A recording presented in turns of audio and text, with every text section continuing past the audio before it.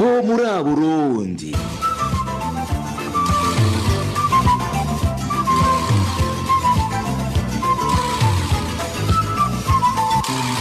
Ho muri Burundi.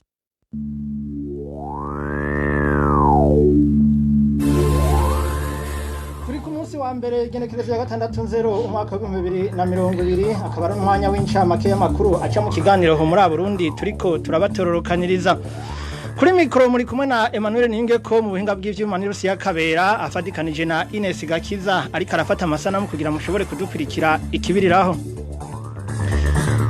Ino ncamake tuyihere mu yavugwa mu by'umutekano hari umunywanyi w'umugambwe CNL yaraye atemagujwe imipanga n'abantu bamutegereye ariko arataha ahasanzwe aba muri zone Kirundo rirare commune n'intara ya Kirundo bakaba ariko aravurirwa ku bitaro bikuru byo mu Kirundo ubwo bubisha bukaba bwagirizwa ugwaruka rw'imbonera kure z'umugambwe CNDD FDD Mujanye n'umutekano nyene ariko mu mpunzi umwaka utanguye nabi ku mpunzi z'abarundi bari mu ikambi ya Nakivale mu gihugu ca Uganda mu gihe kuri uyu w'Imana hari umwe muri bo yanigiwe mu nziwe uwundi nawe nta uzirengero giwe kuva ku munsi wa gatandatu w'indwi iheze uya yarigiye ku rubanza mu gisagara ca Mbarara ariko gushika ubu akaba atakayambukiwe.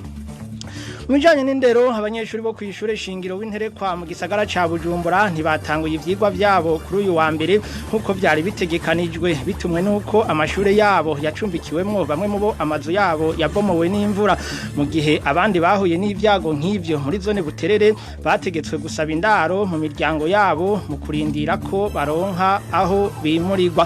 Mu gusozera mu bijanye n'imibano hari umunyamwema wo muri commune Shombo mu ntara ya Karusi asaba gufashwa kuko agwaye kansere yo kurukoba abaganga bo mu Burundi bakaba bamubwiye ko badashoboye kumuvura ko nyabuna yoja kwivuriza hanze y'igihugu ubu akaba amaze amezi 3 mu bitaro bikuru byo mu ntara ya Karusi. Nino ngaha ino ncamake icigarukira tukabahisango makuru y'idonido igihe cy'isaha 11 zuzuye neza mubandanye mugira umuhinga mu mwiza murakoze.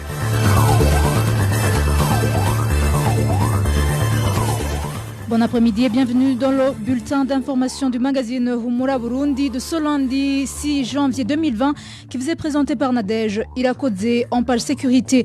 Un membre du parti CNL a été grièvement blessé à la machette par des gens qui l'ont tendu une embuscade quand il rentrait chez lui ce dimanche dans la zone Kirundo rurale, commune et province Kirundo.